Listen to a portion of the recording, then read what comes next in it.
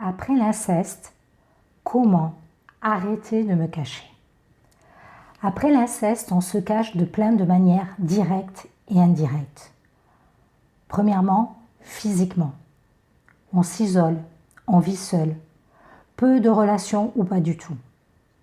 On peut trouver le refuge et la compensation avec des animaux ou des activités qui ne demandent pas notre présence. On ne se montre pas, on ne se met pas en valeur avec les vêtements, le maquillage, etc. 2. Émotionnellement. Au mieux, on intériorise tout quand on ne continue pas la dissociation de nos émotions. On somatise, on ne fait pas de vagues et tout va toujours bien. Le rire et l'humour sont souvent des remparts. 3. Comportementalement. On parle peu, on s'exprime rarement ou alors en s'adaptant au maximum.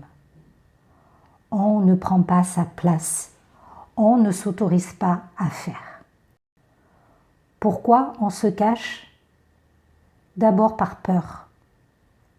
Peur du danger pour soi, d'être à nouveau une proie. Peur pour les autres, d'être un danger pour sa famille et ses proches. Peur d'être nulle, insignifiante, insignifiant. Ensuite, on se cache aussi par honte. On est le péché, la tâche à effacer.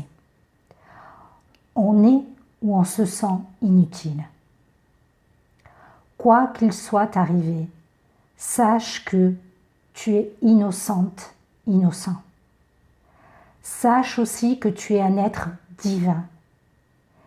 Et enfin, sache que tu mérites autant que les autres, ou alors tu démérites autant. Bref, pourquoi on accorde tous les droits aux autres et pas à soi-même?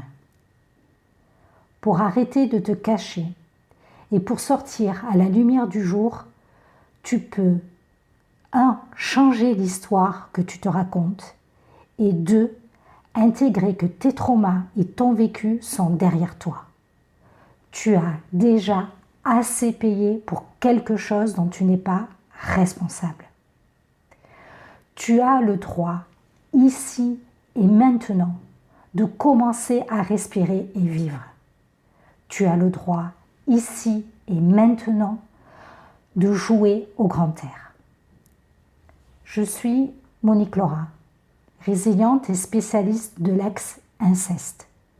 Je transmets tout ce qui m'a permis de transmuter l'inceste en amour. Abonne-toi pour recevoir la notification des prochains réels.